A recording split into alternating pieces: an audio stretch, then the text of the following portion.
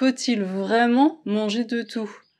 Il paraît que le secret d'une bonne santé, c'est simple, il suffit de manger de tout. T'as déjà entendu ça, toi, de la part de parents, de médecins, d'amis? Mais est-ce vrai? Est-ce que c'est possible? Est-ce que c'est souhaitable? Donc concrètement, il faut manger de tout ou pas? Bienvenue dans ce 8e épisode où je réponds à ta question. Si toi aussi il y a une question que tu aimerais poser, je te mets le lien dans la description.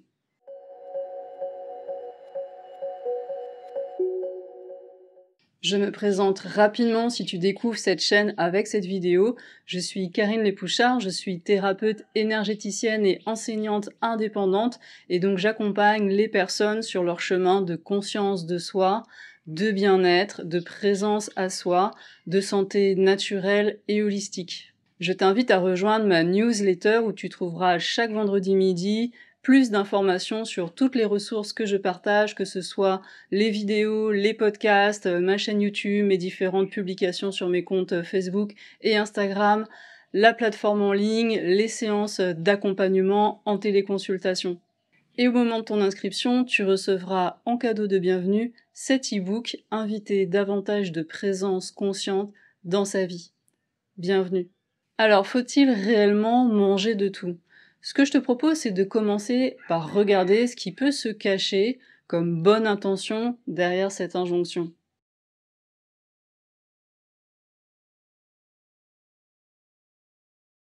À mon sens, manger de tout, ça pourrait être à la rigueur une stratégie pour éviter les carences. Alors je sais pas comment ça résonne pour toi ce terme de carence, parce que c'est vrai qu'avec la surabondance de tout un tas d'aliments qu'on trouve dans notre monde occidental, on peut se dire que les carences, ça nous concerne pas trop. Et en fait, à y regarder de plus près, effectivement, ça peut quand même nous concerner. Ce qu'il faut comprendre, c'est que dans un aliment, on considère en nutrition d'un côté les macronutriments, pour la faire rapidement, glucides, lipides, protéines, et puis les micronutriments, tout ce qui est vitamines, minéraux, oligo-éléments, enzymes, toutes ces substances-là sont présentes en très petite quantité dans les aliments, mais par contre notre corps en a vraiment besoin. Et ce qui peut arriver effectivement, y compris dans notre alimentation d'occidentale, c'est de manquer de certaines choses dans notre alimentation. C'est rare qu'on manque de macronutriments, quoi qu'on puisse manquer avec certains choix alimentaires de protéines, et de manquer surtout en général de micronutriments. Donc oui, effectivement, c'est possible d'avoir des soucis de carence ou de faiblesse en certains éléments dans notre alimentation, et à la rigueur, on pourrait dire que manger de tout, peut-être que ça pourrait être une stratégie pour éviter ça.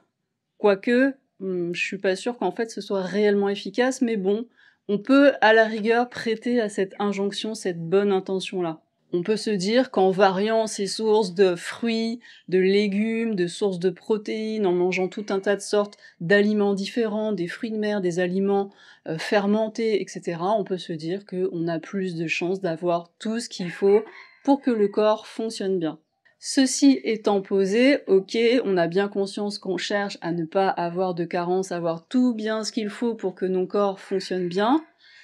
Faut-il vraiment manger de tout? D'abord, est-ce possible?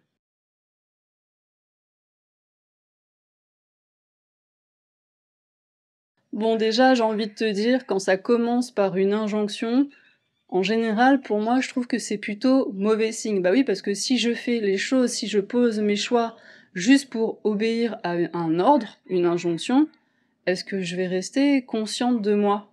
Est-ce que je vais rester attentive à ce qui se passe dans mon corps, à ce que je ressens, à mon niveau de vitalité, à comment ça se passe dans mon humeur, dans mes émotions, dans mon monde intérieur?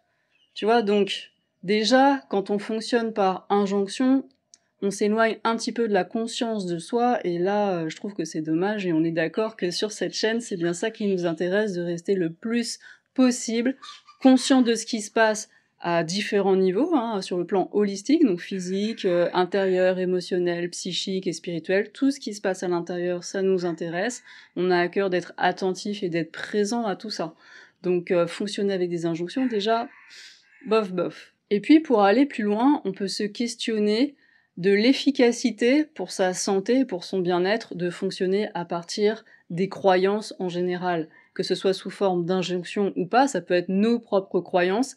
J'ai vraiment fait cette expérience assez récemment, de voir que quand je crois qu'un aliment est bon pour moi, c'est super difficile de rester attentif à ce que ça me fait réellement de le manger. Est-ce que réellement mon corps le tolère bien? Est-ce que réellement je me sens bien après? Est-ce que j'ai aucun désagrément, aucun inconfort? Comment je me sens vraiment quand je mange cet aliment? Eh bien, si je crois dur comme fer que cet aliment, c'est un aliment qui est bon pour la santé, que j'en ai besoin et que voilà, je vais manger avec plaisir, en plus je l'aime, peut-être que le goût est agréable, j'aime le goût, la consistance, j'aime vraiment manger cet aliment, et ben en fait, ça va être super dur de rester vraiment attentif à ce qui se passe dans mon ventre, dans mon estomac, que dans les heures qui suivent. Comment je me sens après avoir mangé cet aliment?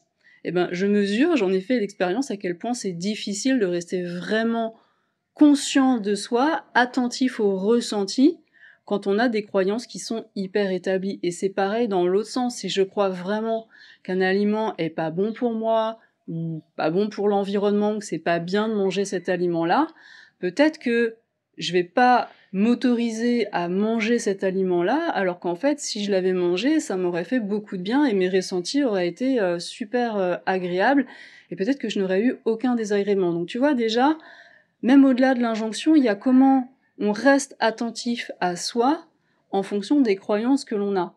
Et ça devient encore plus complexe quand on a conscience de l'effet placebo et de l'effet nocebo. Je ne sais pas si tu connais l'effet nocebo qui est la contrepartie de l'effet placebo.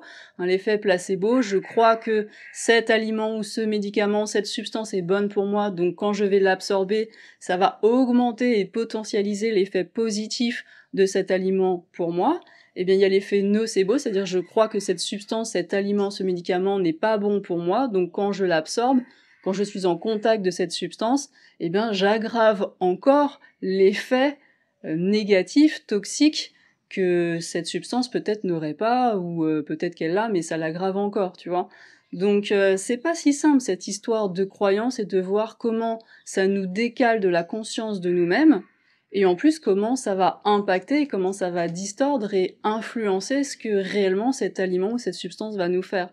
Donc c'est vraiment un sujet qui est complexe. Je te donne un exemple concret vécu pour illustrer ce que je viens de dire par rapport à la croyance que certains aliments sont bons pour la santé et sont bons pour soi, et du coup on fait pas attention à la conscience de soi.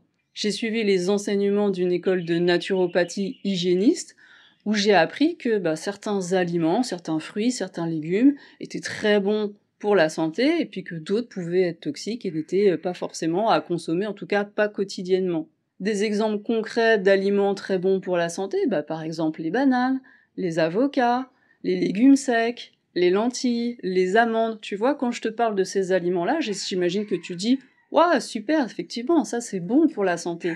Donc ça, c'est une croyance. Eh bien, il se trouve que depuis quelques semaines, depuis quelques mois, moi, j'ai dû écarter de mon alimentation les bananes, les avocats, les amandes, les lentilles. Pourquoi, tu vas me dire? Parce que c'est des super bons aliments. Bah oui, mais il se trouve que ce sont des aliments qui sont assez riches en une substance qu'on appelle l'histamine, qui intervient dans la régulation des réponses du système immunitaire et dans tout un tas de réactions. Et quand on a trop d'histamine, ça peut augmenter des réactions inflammatoires et causer tout un tas de symptômes. Et il se trouve qu'effectivement, depuis un moment, je me suis rendu compte, j'ai appris que mon corps avait du mal à réguler son taux d'histamine. Et quand on a un taux élevé d'histamine, c'est pas une bonne idée d'aller se gaver de bananes, d'avocats, d'amandes et de manger des légumineuses, par exemple, tu vois.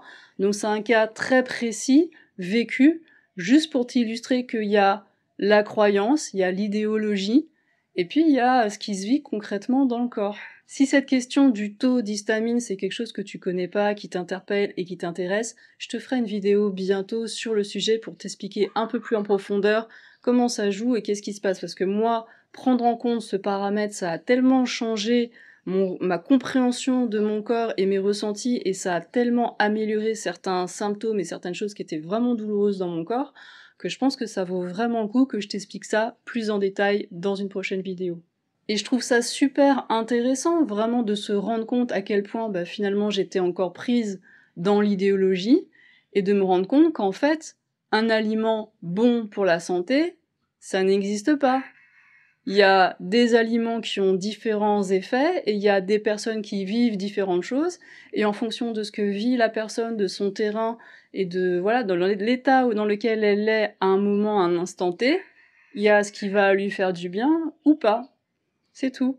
Donc si tu crois que le secret de la bonne santé, c'est de manger de tout, ou si tu crois qu'il y a vraiment des aliments qui sont bons pour la santé et d'autres qui sont toxiques pour toi, eh bien ça peut être plus compliqué justement de rester attentive à ce que tu ressens et à vraiment de te rendre compte de ce que ça te fait à toi de manger cet aliment maintenant.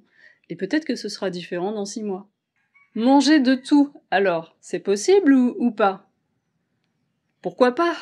Bénis sont ceux qui arrivent réellement à manger de tout sans aucune contrepartie, sans aucun désagrément dans le corps, au niveau psychique, au niveau émotionnel, au niveau mental, à aucun niveau, sans aucun désagrément. Bénis sont ceux qui arrivent vraiment à vivre ça. Je sais pas s'il y a beaucoup de personnes qui arrivent réellement à manger de tout, mais alors vraiment, si toi c'est ton cas, alors vraiment profite au nom de tous ceux qui ne peuvent pas, et vraiment régale-toi bien et à ta santé. J'ai quand même tendance à me dire qu'il faut quand même une sacrée vitalité, de sacrée capacité digestive pour être capable de manger de la viande tous les jours, plusieurs fois par jour, sans aucun désagrément, de manger des produits laitiers, même de commencer sa journée par des produits laitiers, du lait de vache, tous les jours, plusieurs fois par jour, sans aucun désagrément, de manger du gluten tous les jours, plusieurs fois par jour, sans aucun désagrément.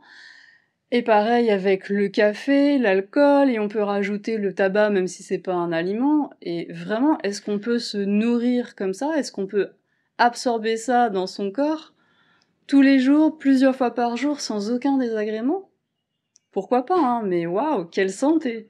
Et en plus, je vois des personnes qui sont pas du tout dans cet état d'esprit de faire attention à ce qu'elles mangent et qui ont vraiment à cœur de pouvoir manger tout ce qu'elles veulent, sans restriction, sans se prendre la tête, et franchement, je comprends ça, vraiment, donc je peux vraiment comprendre ça.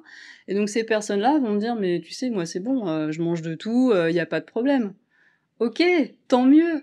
Mais je vois aussi que ces personnes-là ont des symptômes, ont des douleurs dans leur corps, ont des soucis à différents niveaux, et de ce que je connais et de ce que je comprends, ces personnes-là pourraient vraiment améliorer leur santé, leur ressenti et régler certains de leurs symptômes qui leur gâchent quand même un peu la vie, en modifiant leur alimentation.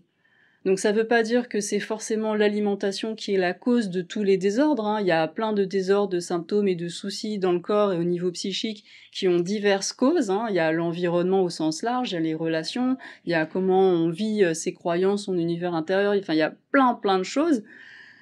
Mais n'empêche que l'alimentation, c'est un des leviers parmi d'autres, on est d'accord, qui pourrait largement améliorer la situation.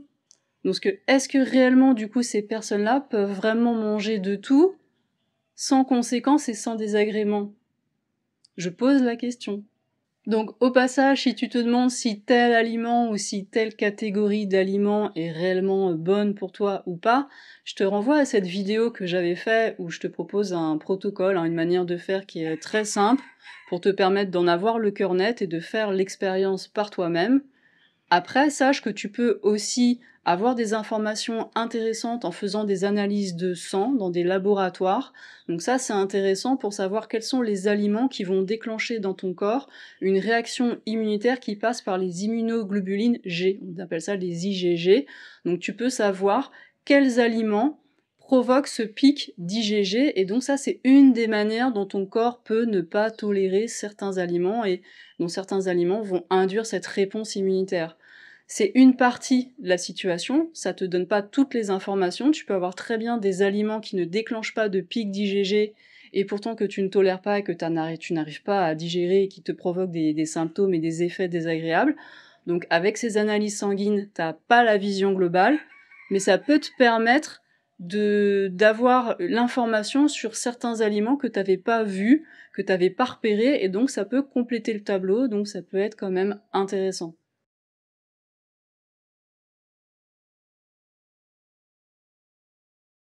Maintenant, manger de tout, est-ce vraiment souhaitable?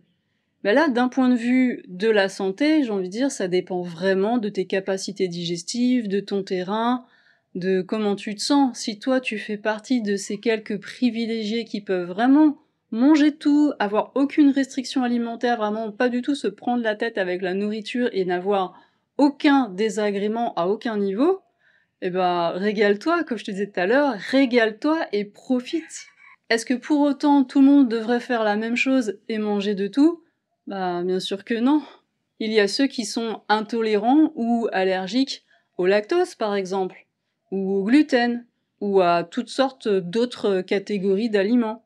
Il y a ceux qui vont donc, par exemple, devoir gérer leur taux d'histamine. Il y a ceux qui vont gérer les diabétiques, eux, ils vont gérer leur glycémie. Donc va dire à toutes ces personnes-là qu'elles doivent, qu'il faut manger de tout. C'est pas trop un cadeau à leur faire. Selon les personnes, selon les situations, selon ce qui se passe dans leur état de santé et à différents niveaux, ces restrictions vont parfois être temporaires, le temps de réduire l'inflammation ou de permettre au corps de se régénérer, et après il va être à nouveau possible de réintroduire les aliments qui posaient problème. Et parfois non, parfois ce sont des restrictions qui vont être à gérer, à maintenir la plus grande partie de sa vie. Et c'est pas facile d'avoir à vivre ces restrictions. Déjà entre soi et soi, au niveau émotionnel, hein, il y a certains aliments qui sont bons pour le moral, qu'on aime bien manger, qui font plaisir. Donc il y a toute cette dimension du plaisir à préserver malgré les restrictions, c'est super important de continuer à se faire plaisir, à vraiment jouir de sa nourriture, tout en acceptant de ne plus manger, au moins pour un temps, tel ou tel aliment. C'est pas évident. Et puis il y a l'aspect social. Il y a le regard de l'autre, il y a la famille, il y a être différent de ce que mangent les autres, il y a oser affirmer sa différence pour prendre soin de soi, et c'est vraiment pas facile à gérer à plein de niveaux. Donc ça aussi, ça peut nécessiter un accompagnement, au moins au début, pour apprendre à gérer ça, apprendre à poser les choses, et accueillir ce que ça fait d'être confronté à ces restrictions, c'est pas évident. Et il y a aussi à gérer les carences qui vont être potentiellement générées par tel ou tel type de restriction, mais ça c'est suffisamment important, je vais t'en reparler un peu plus en détail juste après. Donc, manger de tout, est-ce réellement souhaitable? Ben, tu vois bien qu'au niveau de la santé, ça va être très individuel, mais j'aimerais aussi attirer ton attention que la nourriture, les aliments, manger, c'est pas seulement une question de santé. Quand tu manges, quand tu choisis tes aliments en tant que consommateur, c'est une manière aussi de s'insérer dans la société, dans un réseau alimentaire, dans un environnement. Donc quand on mange, quand on choisit ses aliments, il y a aussi une dimension environnementale, il y a une dimension sociale, il y a aussi une dimension éthique, il y a une dimension politique, il y a une dimension économique, il y a plein de dimensions, tu vois, qui sont à prendre en compte au-delà de simplement sa santé et le plaisir de manger. Donc là, cette vidéo, je l'ai plus axée sur l'aspect santé, mais tu vois, il y a aussi toutes ces dimensions qui sont aussi importantes et qui peuvent être prises en compte dans cette réflexion sur manger de tout, est-ce réellement souhaitable?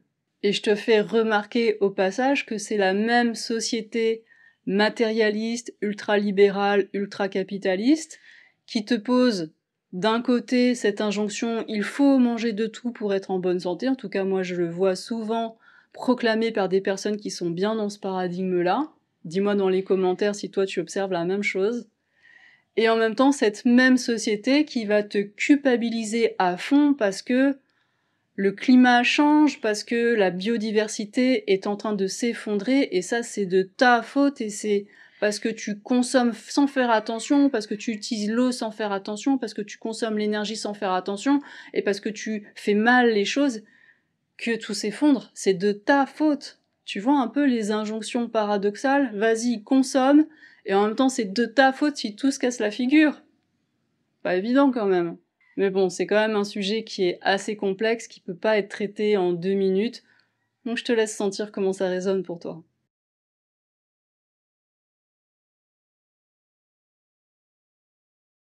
Revenons à ce sujet des carences, puisque la bonne intention qu'on pouvait prêter à cette injonction « il faut manger de tout pour rester en bonne santé », ça pouvait être justement d'éviter les carences.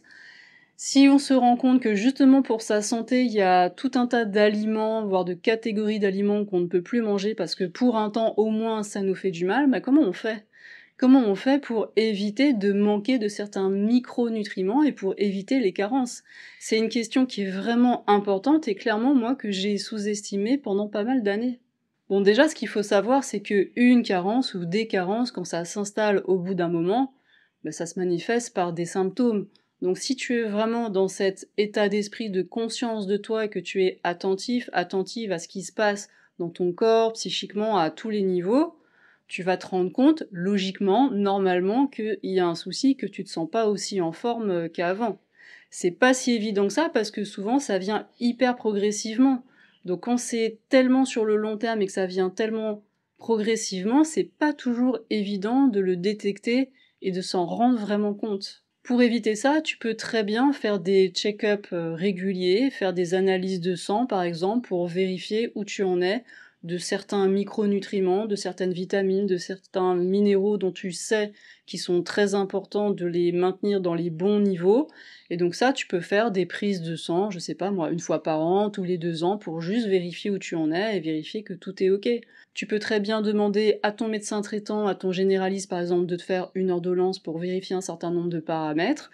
Là, tu vas dans ton laboratoire et là, tu vas être remboursé. Tu peux aussi très bien contacter directement un laboratoire d'analyse médicale qui est à côté de chez toi. Tu peux les appeler pour leur demander s'il est possible de faire telle ou telle analyse de sang et dans quelles conditions ça se passe, est-ce qu'il faut être à jeun, pas à jeun, combien ça coûte, etc. Et sans passer forcément par une ordonnance. Donc là, du coup, tu fais ça en toute autonomie et tu sais que c'est toi, bah, bien sûr, qui va payer tes analyses.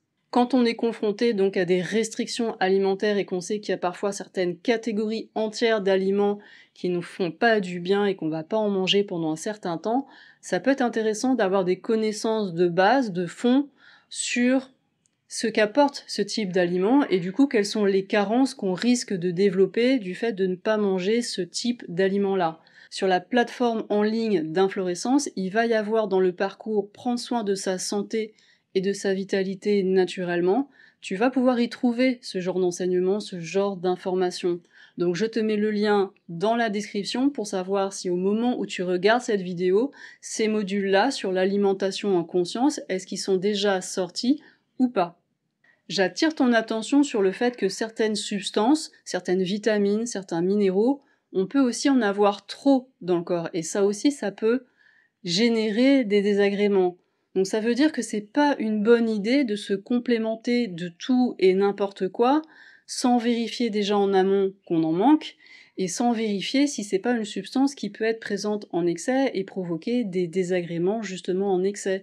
Je pense là par exemple à la vitamine A. On peut avoir trop de vitamine A, donc attention à vérifier où on en est avec sa vitamine A et pas à en prendre toute l'année. Je pense au fer aussi, on peut avoir trop de fer. Donc tu vois, ça peut être bien quand même d'aller regarder au cas par cas pour chaque complément, pour chaque substance, bah, comment ça se prend, est-ce qu'il vaut mieux vérifier avant ou pas si on a un manque ou si on a une carence, combien de temps on peut en prendre, est-ce qu'on peut en prendre à l'année ou pas, est-ce que ça fonctionne plus par cure, est-ce que c'est des cures d'1 mois, 2 mois, à quel dosage, et quand tu choisis ton complément, regarde bien bah, ce qu'il y a dedans. Regarde la dose recommandée, regarde s'il y a des excipients, c'est-à-dire des agents qui sont rajoutés dedans pour maintenir le complément, est-ce qu'il y a une gélule, est-ce qu'il y a du talc, est-ce que... Regarde ce qu'il y a dedans, parce que tout n'est pas équivalent, il y a des compléments vraiment d'excellente qualité, et on a d'autres, c'est pas tout à fait ça. Parmi ces substances qui peuvent vraiment faire du bien, qui peuvent être complémentées, y compris par ceux qui mangent de tout, parce qu'on peut rapidement en manquer, y compris dans une alimentation classique, il y a par exemple le zinc et qui fonctionne avec le cuivre. Donc le binôme zinc-cuivre, ça peut être intéressant de le complémenter. J'attire aussi bien sûr ton attention sur la vitamine D, notamment la vitamine D3. Ça peut être intéressant de regarder où tu en es avec ça et de la complémenter. Si tu ne manges pas du tout de produits animaux, ça peut être pas mal de regarder où tu en es avec la vitamine B12 et avec le fer aussi, surtout si tu es une femme. Après 40 ans, tu peux peut-être regarder où tu en es avec tes oméga 3 ou avec le coenzyme Q10 aussi. Enfin, tu vois, en fonction de chaque situation, il y a des choses qui sont intéressantes d'aller regarder de plus près.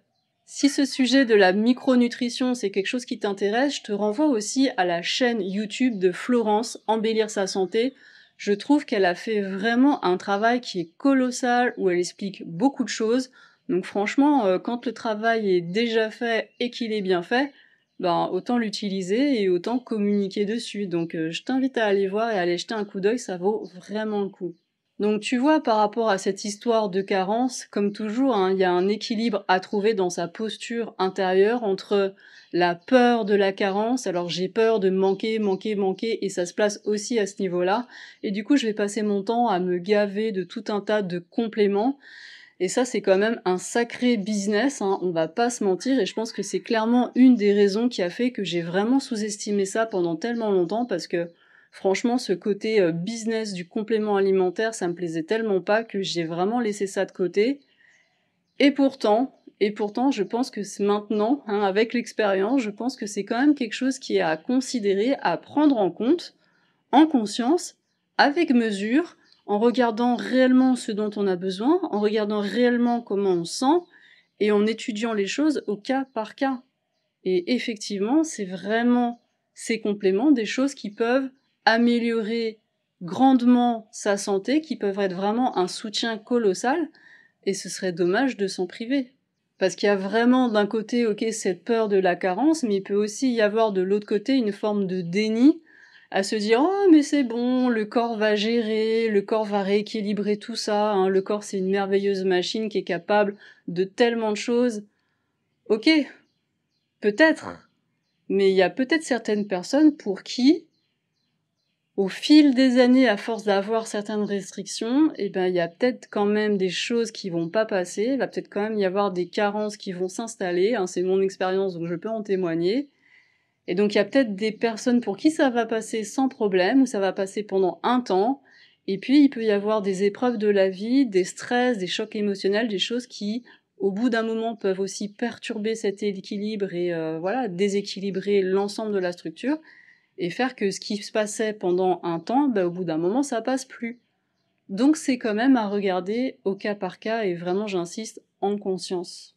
Et puis j'ai envie de dire aussi, c'est pas dramatique, hein. Si ça passait pendant un temps et puis qu'un jour, bah, il y a des dysfonctionnements, il y a des symptômes, il y a des maladies, il y a des déséquilibres qui sont là, et qu'on en a conscience, eh ben c'est la porte ouverte à apprendre, à découvrir, à explorer. Qu'est-ce qui se passe? Et là, on est en chemin, et là, on est vivant, et c'est aussi ça, le chemin de la conscience de soi, c'est de dire, ah tiens, là, il y a un truc qui joue pas, il y a un truc qui joue plus. Et on avance, et on apprend. Et plus important, c'est d'avoir cette posture d'ouverture, de questionnement, et d'être capable de se remettre en question, et de sortir de ces idéologies, et de remettre les choses sur la table. Qu'est-ce qui se passe? D'ailleurs, je trouverais ça intéressant si toi, tu as déjà fait cette expérience de te rendre compte que tu as une carence ou un manque en certaines vitamines ou en certains minéraux, et d'avoir pris ces substances, de les avoir complémentées et d'avoir vu que ça te faisait du bien.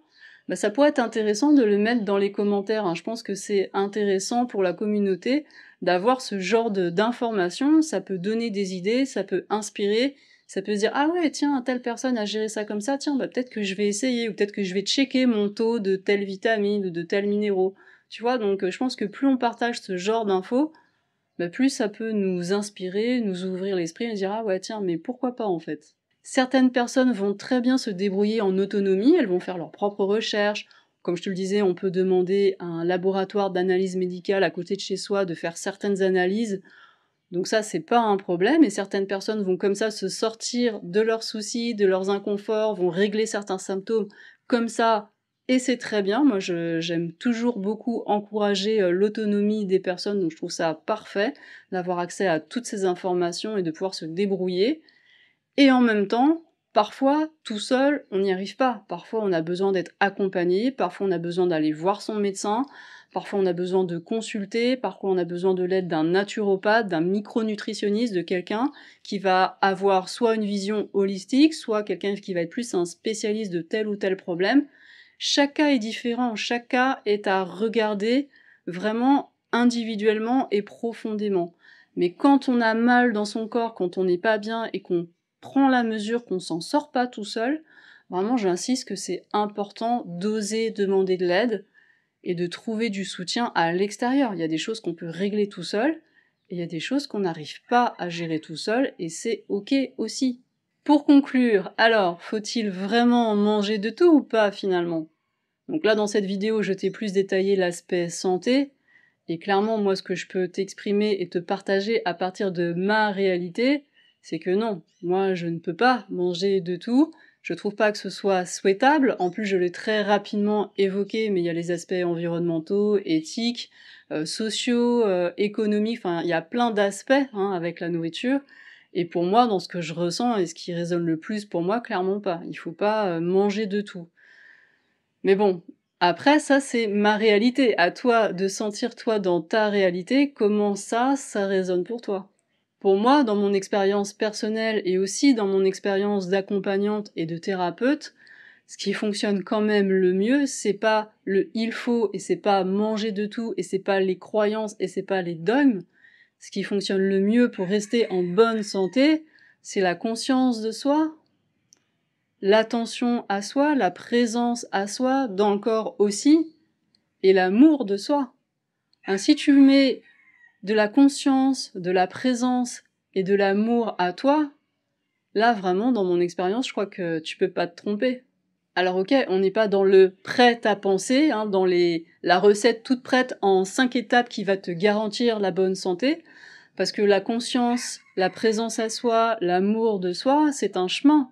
C'est un chemin qui se parcourt avec ses hauts, avec ses bas, avec ses espoirs et ses désillusions, avec tout ce cheminement qui est riche et qui fait que c'est juste ça aussi potentiellement l'expérience d'être un être humain. Et c'est ça que je trouve intéressant aussi, non? Alors je te souhaite de belles explorations, merci beaucoup pour ta présence, merci aussi d'avoir regardé cette vidéo jusqu'au bout, et à très bientôt pour de prochaines vidéos. Je t'embrasse, bye bye.